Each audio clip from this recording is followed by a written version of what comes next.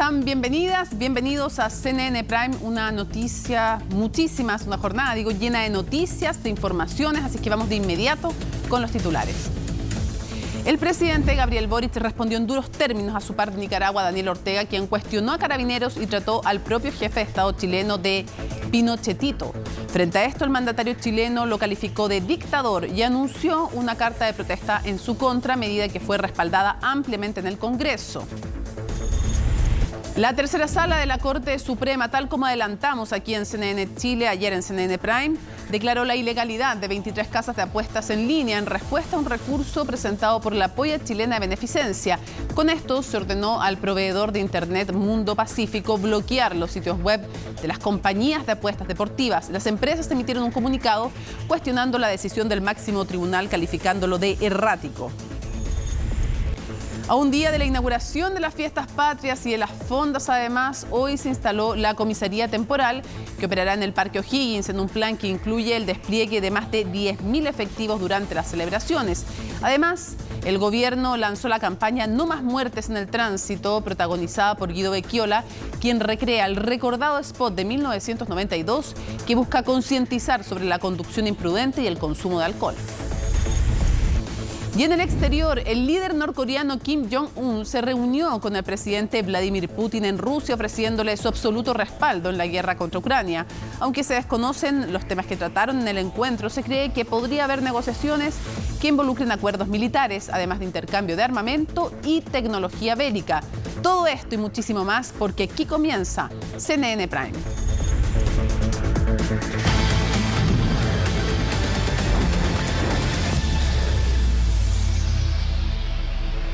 El presupuesto 2024 y el debate por el pacto fiscal son algunas de las discusiones legislativas que se vienen durante la próxima y la última parte del año. De cara a estas discusiones, uno de los principales gremios empresariales del país propone rebajar el impuesto a las empresas para así, dicen, impulsar el crecimiento y con ello sostienen la recaudación.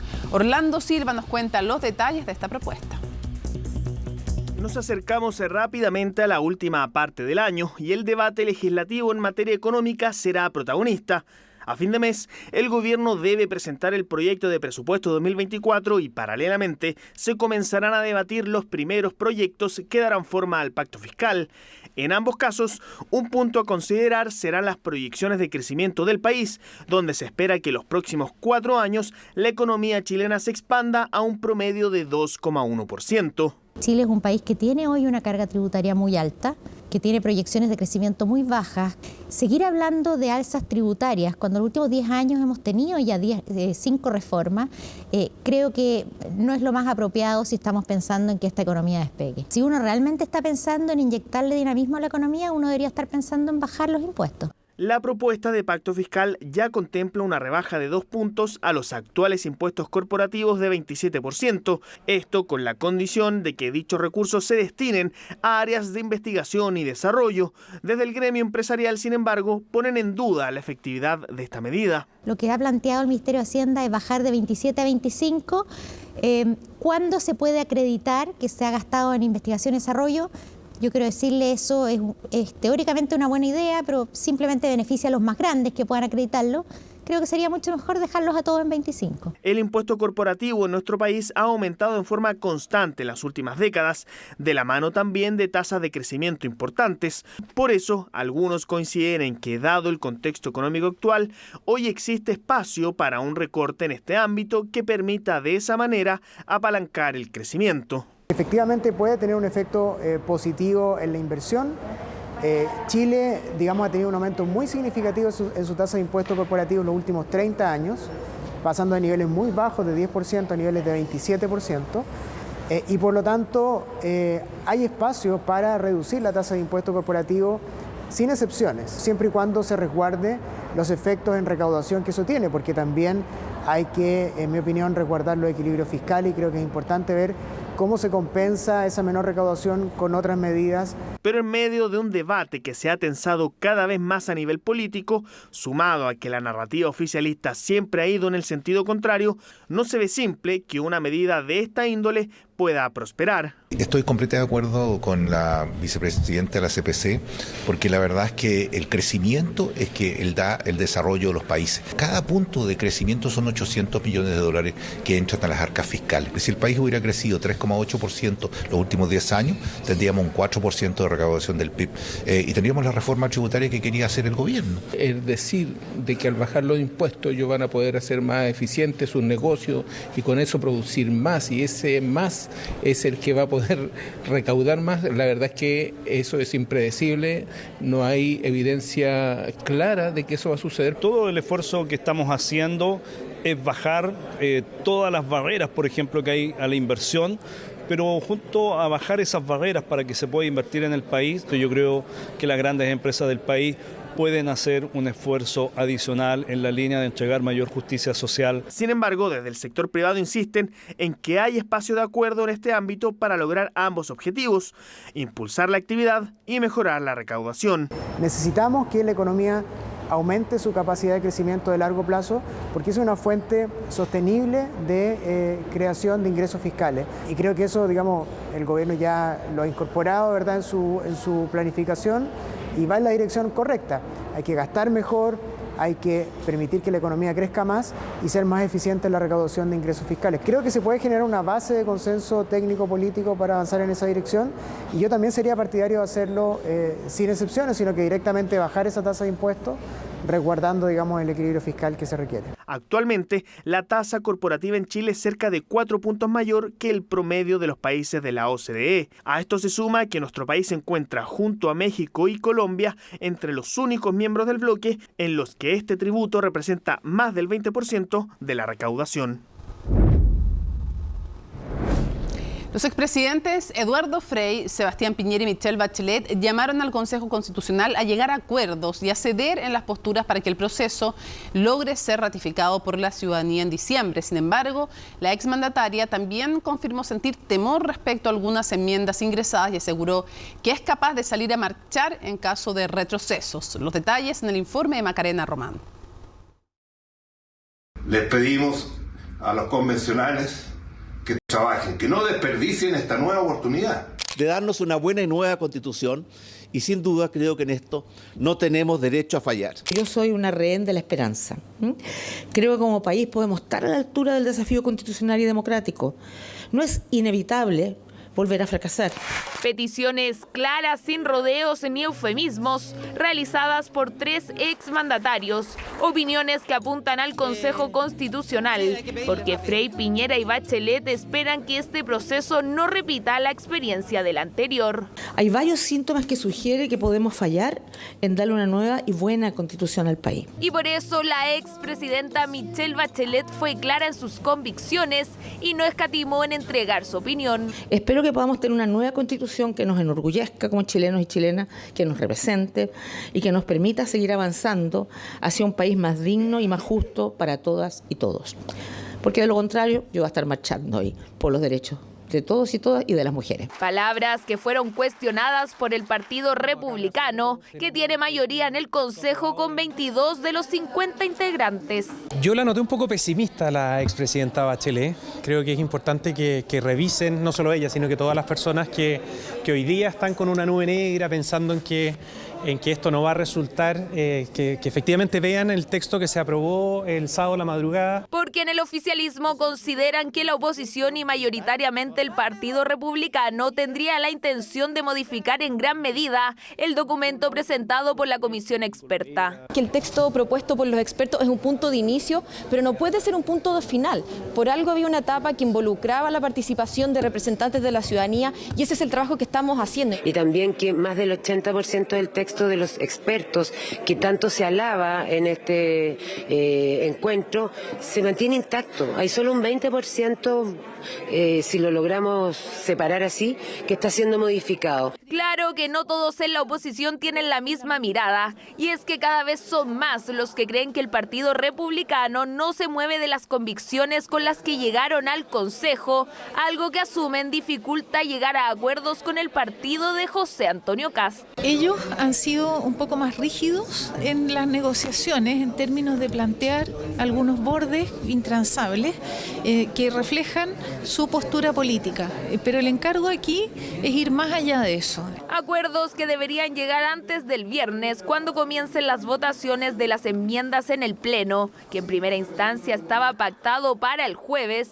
Sin embargo, el Consejo, con voto en contra de la izquierda, decidió aplazar un día para poder llegar a consensos. Hay una situación en la cual ni siquiera necesitan de la opinión del otro sector para aprobar las normas.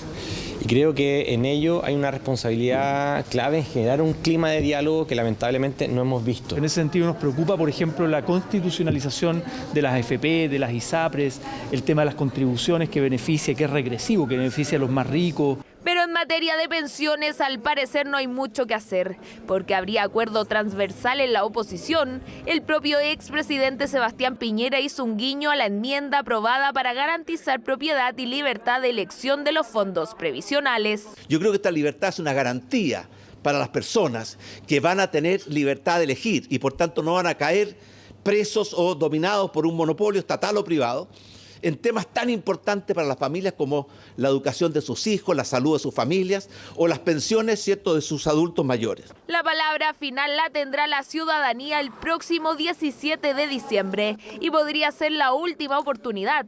Desde Renovación Nacional ya advirtieron que a través de una reforma buscarán cerrar el capítulo constitucional, independiente del resultado del plebiscito a fin de año. Hay harto que conversar con el senador de Demócratas, Matías Walker. Muchísimas gracias por acompañarnos. Muy buenas noches, Mónica. ¿Cómo está? Muy bien. Quisiera preguntarle primero el valor que usted le atribuyó a esta declaración, que en un comienzo se supone que era unánime del Senado. ¿Cuál es el valor que tiene esa declaración a raíz de los 50 años del golpe? Sí, yo creo que fue una declaración muy importante y además yo quiero destacar el tono en que se realizó esta sesión en el Senado, de respeto, con mirada de futuro, donde se repitió la expresión nunca más en materia de violación a los derechos humanos.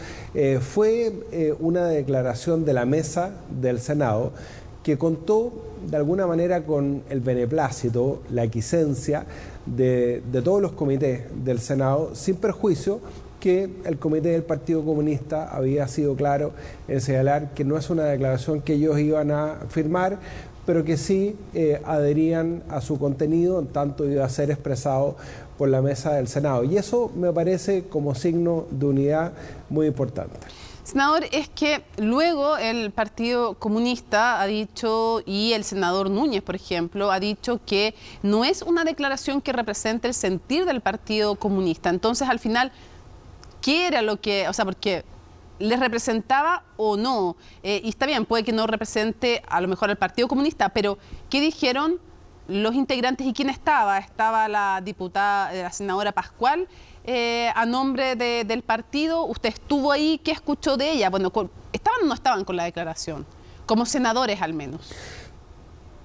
Fue una declaración que propuso institucionalmente a nombre del Senado el presidente Juan Antonio Coloma, que incluso contó con algunas observaciones de parte de todas las bancadas, por ejemplo el Partido Socialista, que era la bancada del presidente Salvador Allende, que además recordemos fue presidente del Senado, también de la bancada del Partido Comunista, pero también la senadora Claudia Pascual, que estuvo en esa reunión, advirtió, miren, no es una declaración que nosotros vayamos a firmar, pero nosotros otorgamos nuestro beneplácito, nuestra aquiescencia a que sea algo que sea leído por la mesa del Senado y que dé inicio a la intervención, al uso de la palabra, donde todos de alguna manera hicimos una reflexión con gran altura de miras, senador, con mucho respeto, a diferencia de lo que ocurrió en la Cámara de Diputados. Pero entonces, cuando el presidente del Senado, el senador Coloma, dice que esta es una declaración de la mesa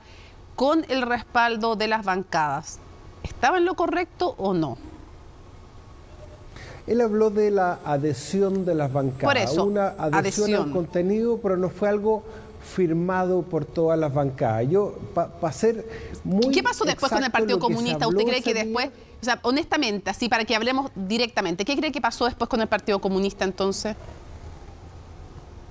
Yo creo que el Partido Comunista no se sintió cómodo con este mensaje que se estaba dando, que hubo un acuerdo en el Senado en torno a esta declaración, y ellos salieron rápidamente a decir que no la habían firmado. Pero mire, palabras más, palabras menos, yo rescato que en todas las bancadas primó de alguna manera la adhesión a los principios de esta declaración. Nunca más violación a los derechos humanos, que nunca se puede justificar un golpe de Estado, aun cuando no se empleó la palabra que no se emplea la palabra golpe de Estado. En la declaración, exactamente, se habló de quebrantamiento de la democracia. Nosotros éramos partidarios como Comité de Demócratas que se hablara de golpe de Estado sin ningún problema.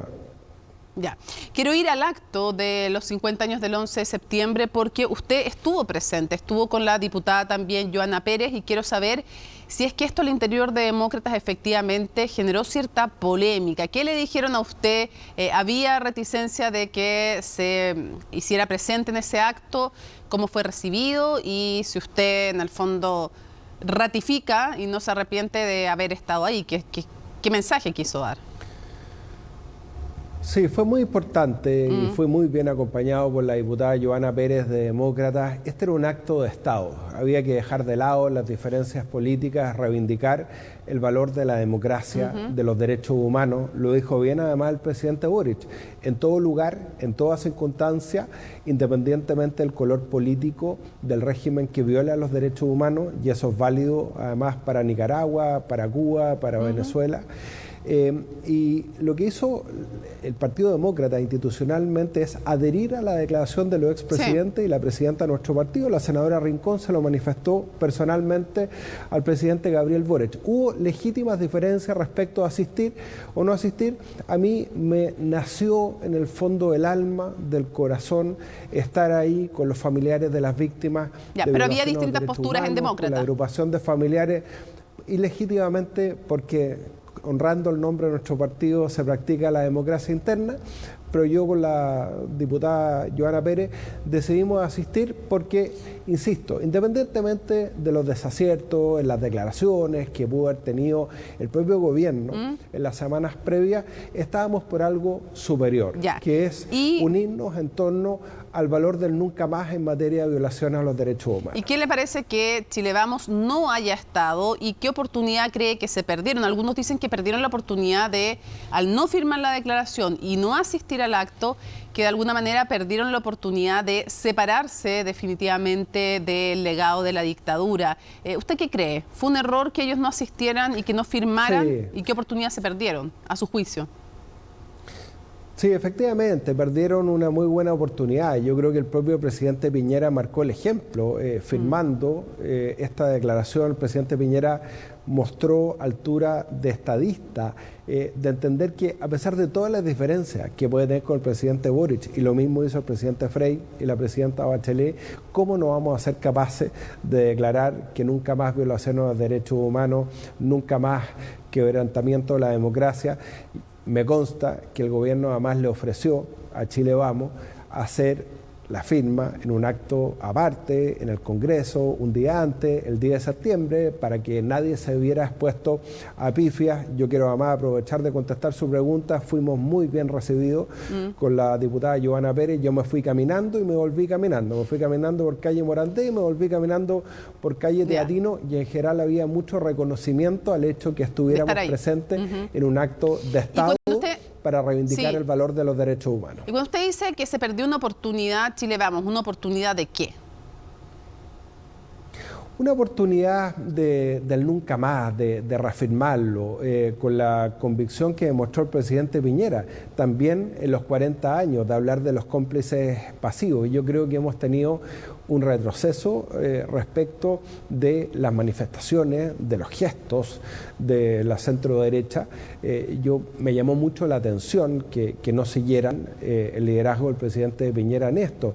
Bueno, Gloria Hood, presidenta de Evópolis, se desmarcó de aquello. Ella señaló que adhería a esta declaración a favor de la democracia y los derechos humanos, y yo me quedo con eso también. Sí, es que a lo mejor no sé, ¿tienen o no tienen la convicción de que nunca más un golpe de Estado en toda la derecha? Yo creo que la tienen. Yo creo que en Chile Vamos la tienen, y yo creo que perdieron una buena oportunidad de manifestarlo públicamente. Quiero llevarlo a la petición que han hecho a través de una carta a reos de Punta Peuco que piden conmiseración de parte de los legisladores, de parte en el fondo del sistema político. ¿Cómo tomó usted esa carta? A ver, cuesta entender la forma, además, en que se manifiesta esta carta a través del diputado de la carrera. No es una petición que se haga al presidente de la República o al ministro de Justicia o a los poderes del Estado. Yo creo, Mónica, que es muy importante, a 50 años del golpe, y se dijo en todos los tonos en este acto, reivindicar lo que ha hecho Chile en materia de justicia. Hoy día están condenados personas que estuvieron a cargo de centros de represión, de tortura, y yo creo que eso es un valor a resguardar. Las sentencias en los tribunales superiores de justicia tienen que cumplirse. Y lo digo también porque dentro de las propuestas de enmiendas que ha presentado Republicano, que han generado más ruido, está esta posibilidad de no otorgar una amnistía, pero sí de otorgar penas sustitutivas respecto claro, de arresto domiciliario. Que han cumplido 75 años. Está bien, pero retiraron esa enmienda. Ejemplo, hay que decir que retiraron... A criminales como Miguel... Sí, ojo, esa fue una de las 4. Una enmienda... pero dejaron la posibilidad que puedan cumplir penas sustitutivas en el caso que cumplan 75 años, que tengan enfermedades graves. Entonces, ojo, y eso genera un ruido absolutamente innecesario cuando lo que estamos haciendo es honrar a las víctimas de violación a los derechos humanos. Dos cosas. Primero, ¿por qué usted dice que no fue muy buena la forma en que estos presos de Punta Peuco manifiestan la carta a través del diputado de la carrera? ¿Es malo el emisario? A ver, no es una persona que se caracteriza por generar acuerdos, es más bien una persona que está muchas veces en el centro de la polémica. Lo lógico es que en un Estado de Derecho, si hay una solicitud de indulto particular, se haga al presidente de la República o a través del ministro de Justicia. Si hay una solicitud de amnistía o indulto general, se haga al Congreso. Por eso me llamó la atención la forma. ¿Y usted le daría beneficios a estos reos? No, yo creo que es muy importante que las sentencias de los tribunales superiores de justicia respecto de crímenes de lesa humanidad, acá están las normas del Estatuto de Roma de por medio, compromisos internacionales suscritos por Chile, se cumplan. Así como yo me opuse también a una ley de amnistía o indulto general a condenados en el marco del estallido social que habían cometido delitos graves, hechos de violencia, por las mismas razones y con mayor razón, tratándose de tratados internacionales de derechos humanos, me opongo a beneficios que estén fuera de nuestro ordenamiento jurídico. Tampoco a cambio de... porque bueno, se puede cambiar ese ordenamiento jurídico, entonces, ¿tampoco a cambio de entrega de información? Hay instrumentos dentro de nuestra legislación que permiten, por ejemplo, la colaboración eficaz y es un atenuante dentro de nuestro ordenamiento jurídico.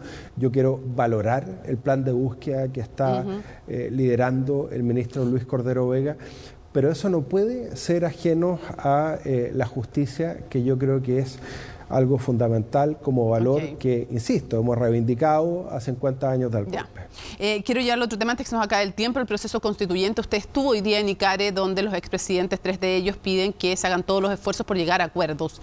¿Usted está pesimista u optimista respecto de que se logre en diciembre aprobar una nueva constitución? Y si para usted, hasta dónde va el proceso, ¿es aceptable o no? ¿Para usted sería votable favorablemente hasta dónde va el proceso? ¿O no aún? Yo adhiero al llamado que hizo la presidenta Bachelet, el presidente Frey y el presidente Piñera. Yo estuve hoy día en este encuentro de ICARE a llegar a un acuerdo. El viernes empieza la hora de la verdad, cuando se van a votar las enmiendas. La presidenta Bachelet dijo algo que es fundamental, un llamado a su sector, también a la izquierda, particularmente a no tirar la toalla. Acá tiene que haber voluntad de construir acuerdos. El Estado social y democrático de derecho es fundamental, es la piedra angular, tiene que estar en el artículo 1 de la Constitución. En materia de infancia, me detengo un segundo en un ejemplo porque nadie lo ha señalado. Usted sabe, Mónica, lo que nos costó en la Ley de Garantías de la Infancia reivindicar el interés superior del niño. Eso tiene que hacerse con abstracción de si los padres son los que ejercen ese interés superior del niño. Porque ¿qué pasa cuando el padre es el abusador sexual o es el asesino de ese niño o ese adolescente? Y la propuesta que hace Republicano en su enmienda es que ese interés superior del niño se ejerce preferente a través de los padres, cuando la Ley de Garantías de la Infancia habíamos aprobado que el interés superior del niño está por sobre cualquier otro principio. También se reconoce el derecho preferente de los padres a educar a los hijos. Pero yo estoy pensando en el caso de la niña Ámbar, estoy pensando en el caso de Melissa, en la comuna de Coquimbo, cuyos padres la asesinaron, que fue abusada sexualmente. Entonces, esos son temas de fondo, más allá de la cueca, del rodeo, que generan ruidos absolutamente innecesarios, que son enmiendas que entiendo que se van a retirar. Vamos a lo importante, vamos a lo sustantivo, generemos una nueva constitución. Alto, que me dijo, es que al PP es un poquito, que acaba de decir algo que me llama la atención. ¿Usted sabe que se van a retirar más enmiendas? Yo entiendo que el tema del rodeo, yo entiendo que el tema de la cueca, a todos nos encanta la cueca, el rodeo. Hoy día bailé cueca, acá hicimos un esquinazo en el Senado, y a todos nos encanta la cueca y el rodeo, pero no son temas que tienen que estar en una constitución. No, sí, pero ¿usted tiene constancia de que se van a retirar esos y otras enmiendas? Yo entiendo que se van a retirar algunas enmiendas que están generando un ruido absolutamente innecesario. Ya, ahí nos dio noticia, o sea, hay más enmiendas que se van a retirar por parte del Partido Republicano. Nos está adelantando el senador Walker. Cierro preguntándole por un tema que le importa mucho a usted, que nos debiera importar mucho como país, que es el olvido oncológico, porque muchas veces quienes tienen cáncer quedan de alguna manera marcados con esto y con la imposibilidad de poder trabajar. Pero hay noticias importantes que me gustaría que le contara a la ciudadanía para cerrar con este tema. Sí, estamos muy contentos. Se aprobó en el Senado nuestro proyecto, establece el derecho al olvido oncológico. 5 años después de terminado el tratamiento, ningún paciente que ha padecido cáncer y lo ha superado va a poder ser discriminado en una ISAPRE, para un seguro de vida, para contratar un crédito hipotecario. Ese es el derecho al olvido oncológico. Esperamos que el proyecto se ratifique en la Cámara de Diputados y que pronto sea ley de la República, para que nunca más los pacientes que tuvieron cáncer, superaron ese trance, puedan ser discriminados como soy discriminado hoy día, incluso por toda la vida. Senador Matías Walker, muchísimas gracias por la gentileza de acompañarnos en CNN Prime. Que tenga muy buenas noches. Encantado. Buenas noches, Mónica. Buenas noches. Bueno, la Corte Suprema ordenó bloquear más de 20 sitios de apuestas deportivas online tras acoger un recurso presentado por la Polla Chilena de Beneficencia. Desde la Asociación de Plataformas de Juego catalogaron el fallo del máximo tribunal como errático. Los detalles en el informe de Valentina Nieto. Un apasionante mundo de apuestas deportivas siempre contigo. Más de alguna vez se las debe haber escuchado. El mejor sitio de entretenimiento en línea, micasino.com. Las plataformas de apuestas en línea se han vuelto más que populares en el último tiempo. Una popularidad que ahora podría caer en picada luego que un fallo de la Corte Suprema ordenara bloquear sus señales tras declararlas ilegales. Se trata de una actividad ilegal, identificada y denunciada por la Superintendencia de Casinos ante el Ministerio Público. Se acoge el recurso de protección disponiéndose que la recurrida no puede transmitir ni promover juegos de azar, salvo que acredite autorización legal y de la autoridad administrativa. Y es que el máximo tribunal acogió un recurso de protección presentado por la Polla Chilena de Beneficencia en contra de la empresa de telecomunicaciones Mundo Pacífico, proveedor de Internet, que ahora deberá bloquear el acceso a más de 20 sitios de apuestas en línea.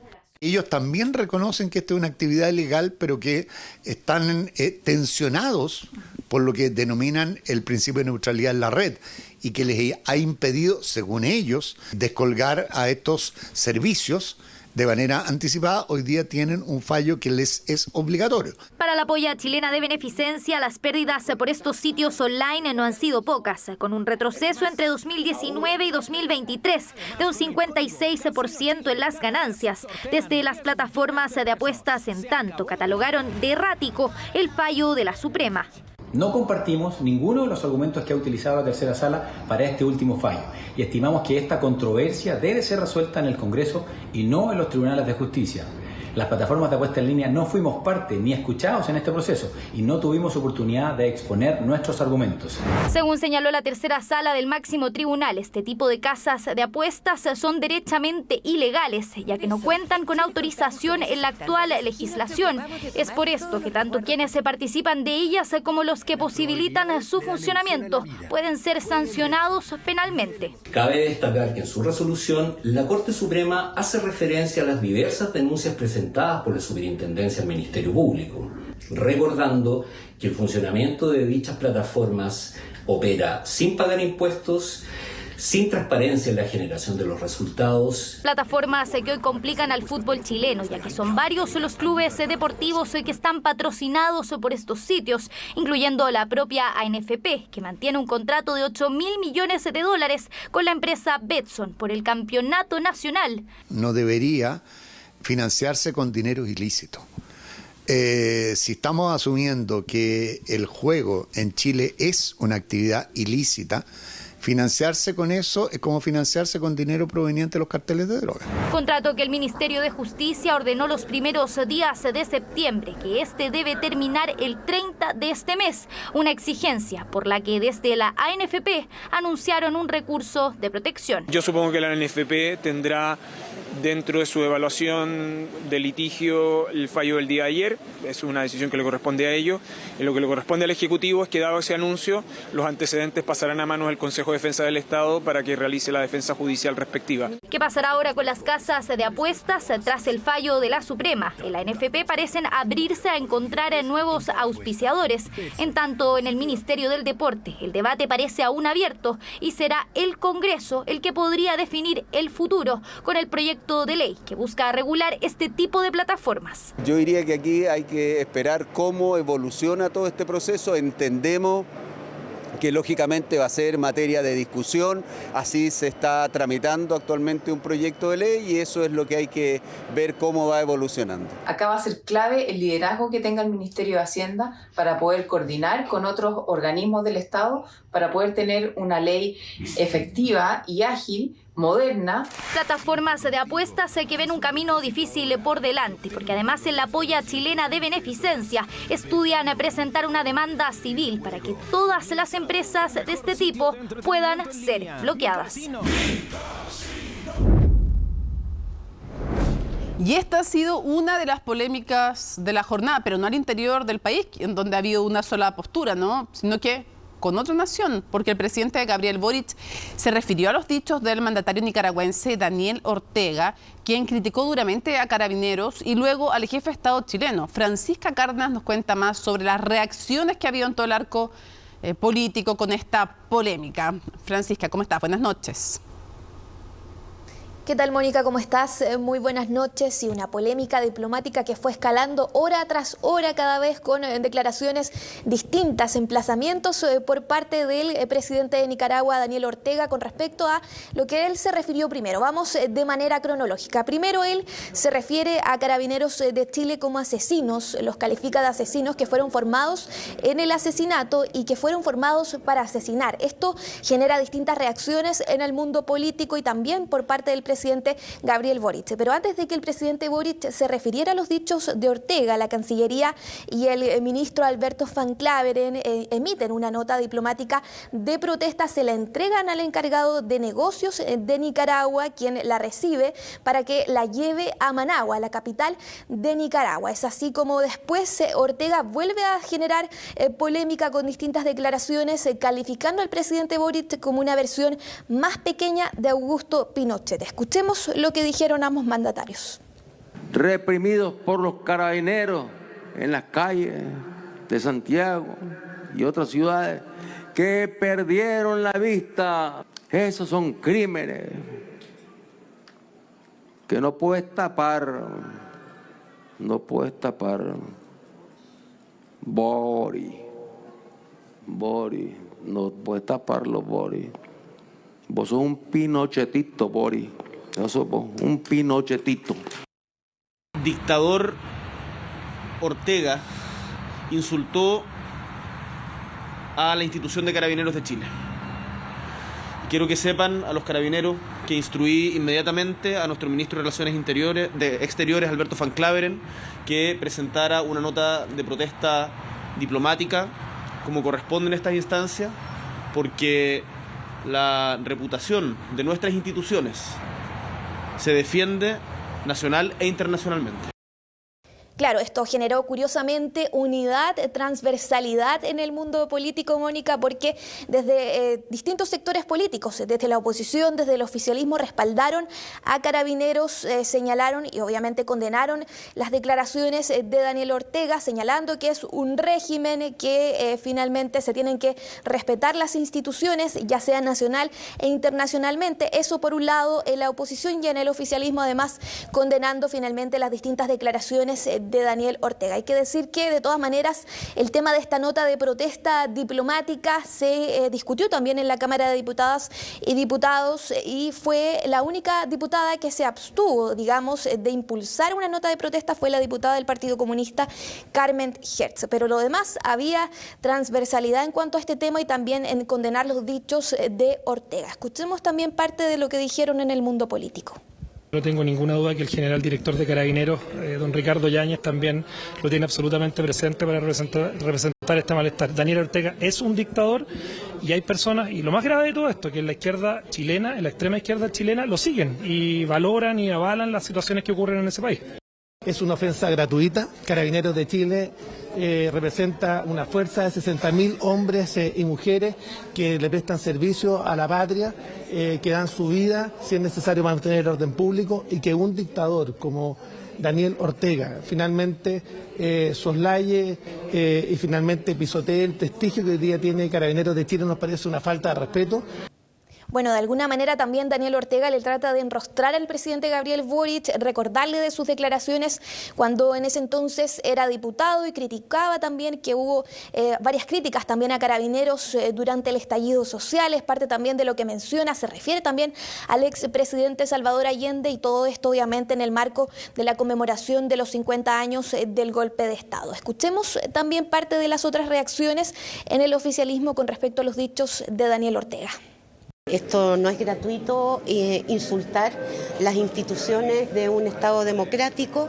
Creo además que el presidente ya se ha referido en otras ocasiones a Ortega como un dictador y un violador de derechos humanos, así que no tiene mucha estatura para venir a socavar, digamos, las instituciones chilenas. No vale ni siquiera mucho la pena comentar estas declaraciones de un presidente de un país extranjero que primero se involucra en un asunto interno de otro Estado, y que segundo lo hace en tonos irónicos y yo diría con malas expresiones. No corresponde a un presidente de la República, independientemente del país que sea, usar ese tipo de expresiones.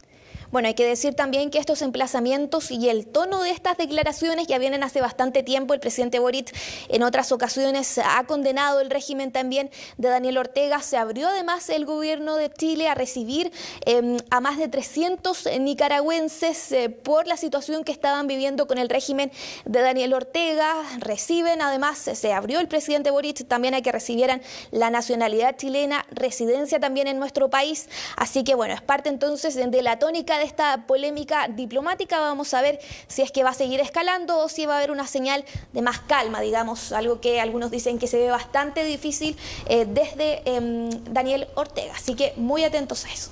Muchas gracias, Francisca. Claro, solo un error cometen los parlamentarios aquellos que lo llaman presidente a Ortega. La verdad es que es un dictador y ya no merece. Llegó como democráticamente, pero ahora es un dictador y por lo tanto ya no merece el nombre de presidente para referirse a él.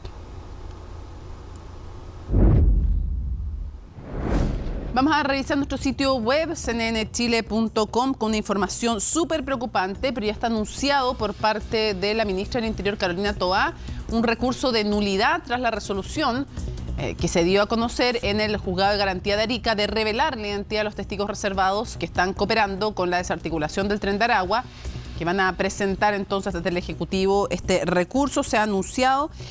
La Secretaría de Estado dijo que existe una profunda preocupación por lo que sucedió en el Juzgado de Garantía de Arica, que cabe destacar que la organización Los Gallegos, que es como una célula operativa del Tren de Aragua, y que se está persiguiendo a esta banda criminal, y dice, esto es como un balde de agua fría, son investigaciones complejas y están persiguiendo a grupos criminales muy violentos donde la legislación requiere entregar condiciones de protección. Tras la resolución del Juzgado de Garantía entonces de Arica se anunció de este recurso de nulidad procesal de esta decisión y también de protección para los testigos reservados que están en cooperación con la investigación. Estas dos decisiones buscan además revertir la decisión de fondo. Estamos contando los días porque queda muy poco para el comienzo de las fiestas patrias. Este jueves se inauguran de forma oficial las fondas en la región metropolitana y para ello siguen realizando una serie de fiscalizaciones para evitar problemas. A su vez, CONACET y Carabineros lanzaron la campaña de prevención de accidentes recordando un clásico comercial de los años 90. De ello nos cuenta Daniela González.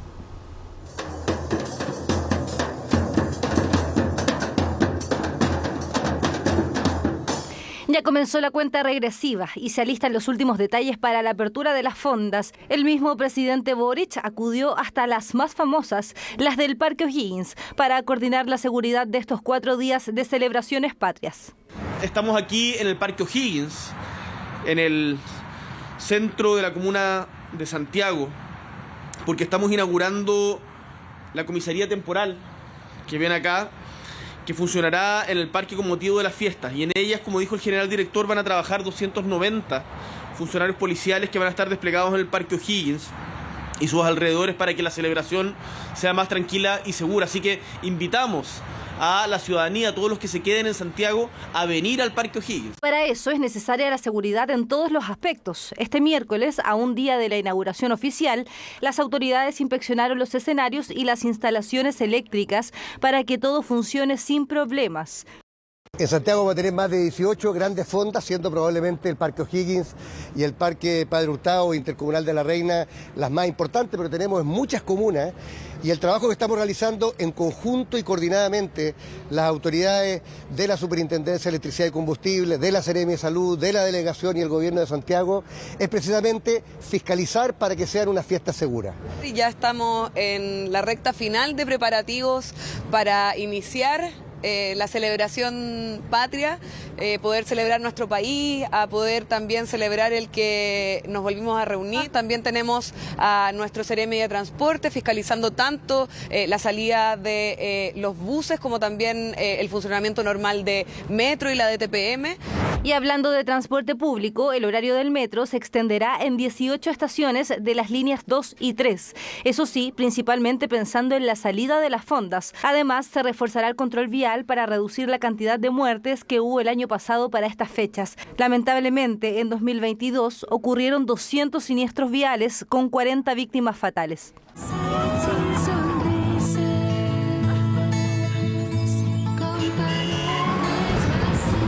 Por esto mismo, CONACET presentó una campaña de prevención de accidentes y lo hizo reviviendo un emblemático comercial de los años 90.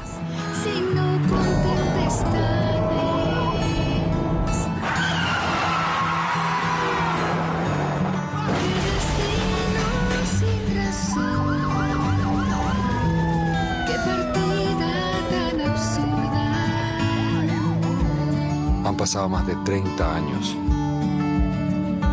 Y aún no aprendemos. Lo que él trató de hacer en ese comercial era que en ese auto iban los potenciales conductores. Va uno que va tomando, hay otro que va distraído. En esa época era el diario, hoy día es el celular. Y quizás mi personaje era el más simple de todo, el que toma una mala decisión y que en el fondo adelanta cuando no hay que adelantar. Pero lamentablemente, pese a todos los esfuerzos que se han hecho en materia de infraestructura, de fiscalización, de control, de robustecimiento legal y normativo, de educación y de sensibilización, seguimos lamentando en promedio 1.700 fallecidos cada año. Y volviendo al tema de las fondas, es importante optar por lugares seguros para el consumo. Hemos estado trabajando intensamente con los equipos técnicos de eventos masivos, la verificación de las condiciones de los distintos puntos de la región metropolitana, las principales municipalidades, donde se van a instalar fondas y ramadas. El llamado es siempre a consumir alimentos en estos lugares que cuenten con una autorización sanitaria y que efectivamente para fiestas patrias es fundamental, dado que hay un alto consumo de alimentos y lamentablemente lo que va del año ya son 117 brotes de enfermedades por transmisión de alimentos que se han dado en la región metropolitana. Ojo con las empanadas y los asados y dónde compra los ingredientes. Ya se han requisado 15 toneladas de carne en mal estado. Eso sí, puede sentir seguridad de que los puestos de la fonda del Parque O'Higgins han pasado todas las pruebas. Este año va a ser una fonda muy segura, pueden venir con sus familias con mucha seguridad, mucha tranquilidad. Los precios estarán muy accesibles al bolsillo del chileno, ¿ya? Van a haber diversas comidas, por ejemplo, en esta ocasión va a haber comida vegana. Los precios son muy accesibles porque hoy día mi hijo me estaba mostrando el WhatsApp, porque yo no manejo nada de WhatsApp, y ya vienen unos precios que realmente no son reales. Yo tengo los anticuchos todos los días a 6.000 pesos, las empanadas a 2.500 y mis platos de comida a 12.000 y ya 14.000 los que quieren con filete. Y más o menos así andarán los precios, para que no se deje engañar. Una empanada no debería costar más de 3.000 pesos, ni un anticucho más de 6.000 pesos. Ya en la cuenta regresiva usted disfrute con tranquilidad, porque ya se realizaron todas las fiscalizaciones. Eso sí, la responsabilidad personal es fundamental. Por eso, si va a beber alcohol, no maneje. En Estados Unidos se habría descubierto el mayor depósito de litio a nivel mundial, un hallazgo que podría modificar el mercado de este recurso y en el que Chile también podría haber afectado sus intereses e inversiones. ¿Qué dicen los especialistas? Camila Eguía nos cuenta sobre este escenario y las implicancias de este hallazgo. Autos eléctricos, computadores e incluso tu celular. Tecnología que se obtiene gracias al desarrollo de la industria del litio. Chile es reconocido a nivel mundial por tener el 43% de las reservas globales, pero científicos informaron que en Estados Unidos podría existir hasta el triple. Esto confirma el hecho de que el litio es bastante abundante en la corteza terrestre y que efectivamente, digamos, hay que aprovechar los recursos que uno tiene porque si no van a desarrollar otros recursos que no son los chilenos. Es una carrera geopolítica de las grandes potencias por asegurar este material que es parte importante de las baterías de litio. En el cráter de un volcán ubicado en la frontera de Oregon y Nevada se descubrió una potencial reserva de hasta 40 millones de toneladas. Las reservas de Chile, que son alrededor de un 40%, 43% del litio total del planeta, corresponderían a unas 10 megatoneladas. Este descubrimiento, lo que estiman es que estaría entre 20 a 40 megatoneladas. Una cantidad que supera los depósitos chilenos y australianos combinados y que podría reconfigurar la producción de este recurso a nivel mundial. De la industria y la academia hacen un llamado a la calma, ya que en una primera lectura esta información podría cambiar la dinámica del litio a nivel mundial, pero esto tiene un trasfondo. Encontraron en esta forma de esta arcilla que es hilita, con lo cual proponen que si el resto del sistema se comportara de la misma manera, podrían haber cantidades de 20 a 40 megatoneladas, pero falta de estudio todavía. Una cosa es potencialmente recursos o reserva y otra cosa son las reservas finalmente. Y las cifras son en varias órdenes de magnitud menores. Esto significa que las cifras registradas aún no están comprobadas. De todas formas, aunque el mapa de las reservas mundiales de litio se modifica, expertos aseguran que el mercado no debería sufrir cambios importantes, principalmente por la forma en la que se produce. El litio está en un mineral que es hilita, que tiene un 2% de litio, cuya extracción no es para nada fácil en comparación con las salmueras, que de verdad un proceso muy sencillo de evaporación de agua, básicamente. Entonces, cambia la concepción que tenemos de las reservas, pero al corto plazo, no necesariamente el de la producción. Sin embargo, también se hace cada vez más necesario acelerar el paso en el desarrollo de esta industria en Chile. El desarrollo de un depósito fuera de Chile tan importante como este podría perfectamente entorpecer el desarrollo de los salares chilenos porque la oferta es limitada y nos estamos demorando mucho, ese es el tema. En junio de este año, el gobierno anunció la Estrategia Nacional de Litio, un conjunto de medidas que busca incorporar capital, tecnología e innovación a la industria. Desde la misma y ante el avance de otros países, expertos hacen un llamado a tener una normativa clara para establecer las condiciones de mercado correctas. La Estrategia Nacional del Litio va muy lento. Tendremos resultados este año, aparentemente, sobre las negociaciones entre Codelco y SQM, pero sabemos muy poco de lo que está pasando en el resto de los salares. En este caso se necesita eso, una bajada de esa política nacional del litio a algo claro y que permita atraer la inversión privada. Que no nos pase el momento de Chile, que no pase este boom de precio y todo, porque a la larga hay incentivos para las dos cosas, para buscar reemplazo del litio y por otro lado para desarrollarlo en otros lugares. El Ministerio de Hacienda informó en Chile Day que a fin de este año enviará un proyecto para la Empresa Nacional del Litio, porque si en el pasado fue protagonista el salitre y actualmente el cobre, el litio pasa a ser el gran recurso para nuestro país en una nueva carrera mundial para producirlo.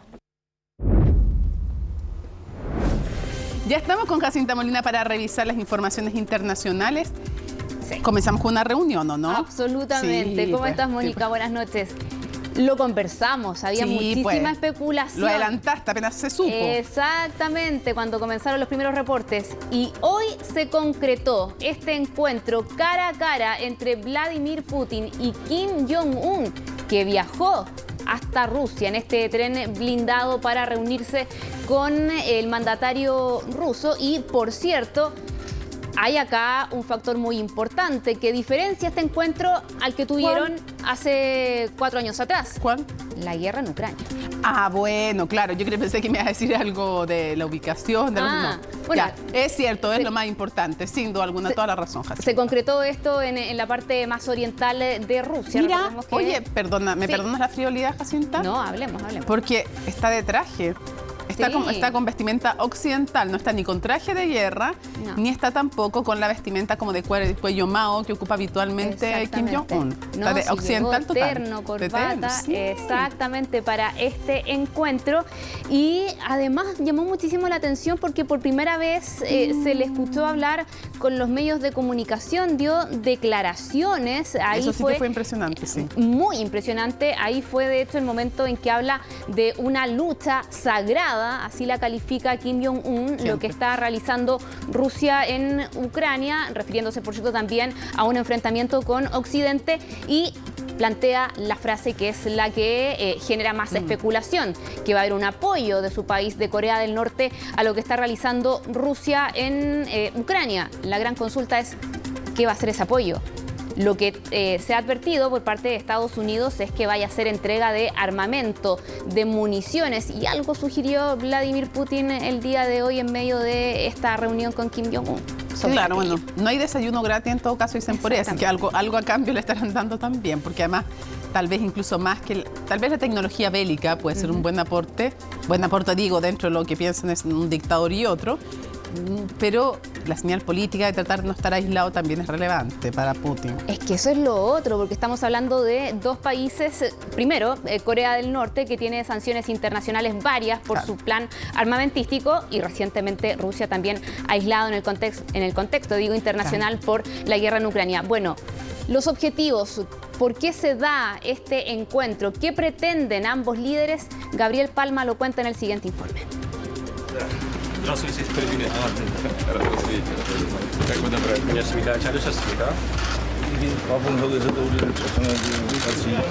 Es el saludo que sella la amistad que Vladimir Putin y Kim Jong-un buscan reforzar a contar de esta fecha. Tras semanas de especulaciones, finalmente el líder norcoreano fue recibido por el mandatario ruso este miércoles en el cosmódromo Vostochny, una base espacial ubicada en el lejano oriente ruso. La última vez que ambos se vieron las caras fue 4 años atrás, en una de las escasas salidas al exterior de Kim, que esta vez realizó en su propio tren blindado, acompañado de un fuerte contingente de seguridad. El encuentro de este miércoles es más que un mero gesto cordial, pues se realiza en plena invasión rusa a Ucrania, algo que Kim dejó de manifiesto en una atípica intervención ante las cámaras. Rusia se encuentra ahora en la lucha sagrada contra las fuerzas hegemónicas para proteger su soberanía y sus intereses de seguridad. Expresamos nuestro apoyo total a todas las decisiones tomadas por el presidente y los dirigentes rusos, y quiero asegurarles que siempre estaremos junto a Rusia en la lucha contra el imperialismo. Un mensaje que dista del tradicional hermetismo que mantiene Kim Jong-un desde su llegada al poder. Y es que son pocas las ocasiones que se le ha escuchado hablar en la televisión norcoreana, salvo para actos públicos. Pero ahora, los motivos para sacar la voz parecieran ser más importantes que la intriga característica del líder. Y es que el encuentro además se da en medio de las fuertes sanciones contra el régimen norcoreano por su plan armamentista y el aislamiento internacional en el que está Moscú desde el inicio de la guerra. Necesitamos discutir los temas de cooperación económica y cuestiones humanitarias, así como la situación en la región. Tenemos muchos temas que discutir. Estoy muy contento de verte. Gracias por aceptar nuestra invitación y venir a Rusia. El ejército y el pueblo ruso obtendrán una gran victoria en la sagrada lucha por el castigo de un gran mal que reclama hegemonía y alimenta una ilusión expansionista. Creará un entorno para el desarrollo pacífico. Desde Occidente han alertado la posibilidad que tras esta conversación se geste un acuerdo por el cual Corea del Norte entregue armamento a Moscú para desplegar en Ucrania ante la falta de municiones. Una posibilidad que el propio Putin sugirió cuando reconoció las restricciones del Consejo de Seguridad de la ONU que Rusia integra para la importación de armas norcoreanas, pero que nada impediría la exportación de proyectiles, algo que ha llevado a la Casa Blanca a amenazar con consecuencias si se concreta un pacto de este tipo. Cuando vemos a Kim Jong-un prometiendo brindar apoyo total e incondicional a la llamada lucha sagrada de Rusia para defender sus intereses de seguridad, es preocupante. Tenemos razones para creer que iban a discutir transferencias militares. Eso es bastante preocupante y potencialmente violaría múltiples normas del Consejo de Seguridad de la ONU. Con ello surge la interrogante: ¿qué busca Rusia y Corea del Norte respectivamente con esta alianza? Rusia necesita buscar amigos en el mundo y esto ha encontrado su apoyo en Corea del Norte. Y tanto para Corea del Norte, su líder Kim, y esta visita es fundamental. ¿Por qué? Porque él lo ha afirmado que tiene una importancia estratégica. Para el conflicto puede significar, dependiendo de efectivamente cuál sea la real posición que tome Corea del Norte, o efectivamente esto solamente sea un plus ganador para Corea del Norte de insertarse nuevamente y al final ni Rusia, ni Ucrania, ni Occidente tengan un beneficio particular respecto a este juego que se está demostrando. Así, Rusia busca aliados en medio de una guerra que se ha extendido por más de 1 año y medio, aunque aún es muy pronto para definir si Corea del Norte es el apoyo que el Kremlin necesita para lograr la victoria en el frente de batalla. En el corto y en el largo plazo muy probablemente vamos a saber qué costó esta reunión y esta señal. Sí. En fin. Vámonos a Libia con una verdadera tragedia humanitaria que se está viviendo producto de estas precipitaciones. Se registran durante el fin de semana. Lo cierto es que las autoridades de este país y la población también está teniendo muchísimas dificultades para poder contabilizar el estrago, el nivel del estrago que dejaron estas inundaciones a causa de una tormenta, Daniel.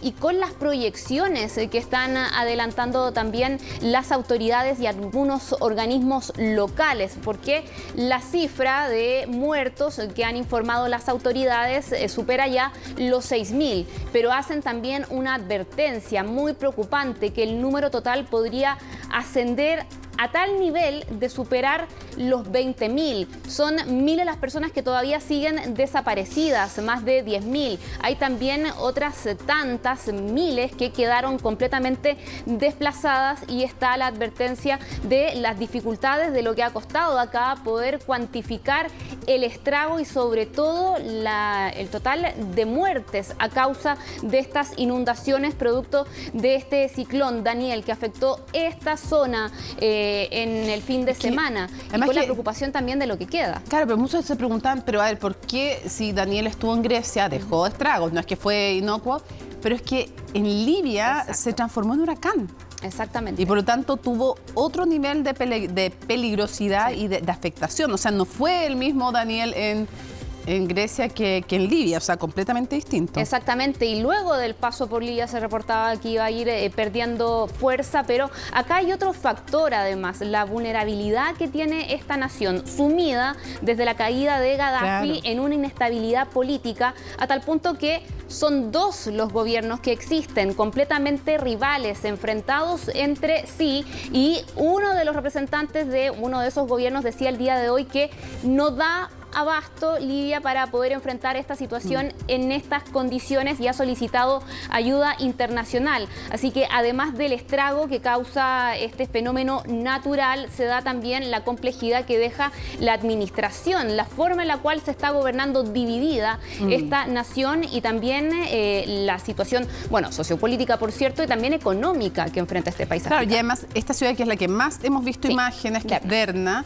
era una ciudad que además fue centro o foco de la rebeldía contra Gaddafi y por lo tanto había sido ya minada en su capacidad de reacción, en su infraestructura, ni siquiera había escuelas. En esa ciudad no hay escuelas, era así de dura la situación. Bueno, y lo que tú contabas, 2 represas y ya ahí tenemos la mezcla para el desastre. Exactamente.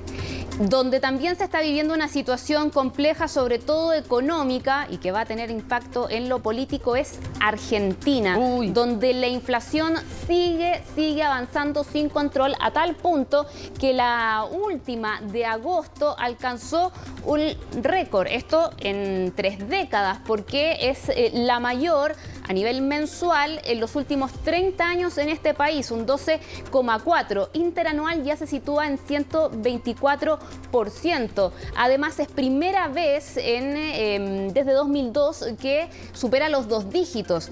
Y lo cierto es que los expertos ya analizaban y planteaban que esto iba a suceder, porque hay un factor gatillante, la devaluación del peso que se decreta después del resultado de las PASO, de la primaria. Es la primera medida, de hecho, que toma el gobierno después de esa primaria en la que gana Javier Milei, y acá los expertos habían hablado que era una situación que podía acontecer, que se disparara aún más la inflación. Claramente son pésimas noticias para los argentinos, para su bolsillo, pero también para el oficialismo. Sergio Massa, el ministro de Economía. Es el ministro de Economía. Imagínate. Exactamente. Y que no hay nada que explicar, está clarito por qué lo afecta. Asume con la labor de frenar la inflación. No lo está consiguiendo claramente y queda poco más de un mes para esos comicios, la primera vuelta. Sí. Vámonos al último tema. Oye, la primera vuelta, si es que no hay segunda, no exactamente, sabemos. Por eso decía yo la primera vuelta. Nos vamos al último tema, que es el capítulo final, que tiene una historia que tuvo en vilo a los Estados Unidos y tiene relación con un reo sumamente peligroso que está siendo buscado intensamente por la policía en Pensilvania. Es un reo de origen brasileño que estaba cumpliendo una condena, cadena perpetua, por el homicidio de su novia, y esta historia la comenzamos a conocer hace ya unos días atrás, 2 semanas exactamente, cuando él escapa de la cárcel y la cámara de seguridad muestra el momento en el que ¿Te acuerdas que las imágenes que tú nos mostraste, Jacinta, estaba como peladito? Había cambiado la apariencia. Ah, se puso una peluca. Exactamente, y también se había quitado la barba y el bigote. Pero ¿cuál era? ¿El que ese que está ahí? El que está ahí de polera blanca. Con barba. Exactamente, y lo vas a ver ahí. ¿Pero cuál? ¿El de polera blanca o el que está acá? ahí ahora y trepa con la mano, con las manos y ya, con los pies. No había cambiado tanto que yo, mira que soy pava, yo pensaba que era este otro, pues. No. Era el que estaba allá. Exactamente, el que, ¿cuál cangrejo, como lo denominaron? Escapó de la prisión. Había muchísima preocupación entre los residentes de esta zona porque se había alertado que tenía un arma y además que era extremadamente peligroso, así que hasta habían cerrado escuelas para prevenir a la población. Hoy lo pillaron, lo capturaron. Que bueno, nos quedamos tranquilos por aquello y nos vamos juntas a la pausa y volvemos con más. Estás viendo CNN Prime Noticias, solo noticias. Termina CNN Prime, pero tenemos 2 increíbles invitaciones. La primera, les voy a contar, es como cada miércoles el nuevo programa de CNN Chile, Democracia. Y súper importante que en esta ocasión, aquí lo tengo, claro, distintas perspectivas además sobre la conmemoración de los 50 años del golpe de Estado y vamos a poder escuchar también la conversación con la activista por la paz y resolución de conflictos, Sila Elfwarty. Así es que va a estar buenísimo con la conducción de Carolina Urrejola Democracia. Y luego vamos a tener una conversación exclusiva, una entrevista exclusiva que le hicimos para Conexión Global Prime a la expresidenta de Costa Rica, Laura Chinchilla, que estuvo en nuestro país, se acaba de ir por los 50 años del golpe de Estado. Nos habla de cómo ve la figura del presidente Gabriel Boric, cómo ve los 50 años del golpe de Estado, la ausencia de Chile Vamos de las celebraciones, pero hace un recorrido además por toda América Latina y el Caribe con las distintas crisis humanitarias, políticas, el fenómeno de Milei, las amenazas para la democracia hoy día en el mundo, así que está imperdible también. Democracia y luego la entrevista exclusiva a Laura Chinchilla, expresidenta de Costa Rica en Conexión Global Prime, así que no se lo pierda. Miércoles 13 de septiembre, así estuvo nuestro país y el mundo. Somos CNN Chile. Buenas noches.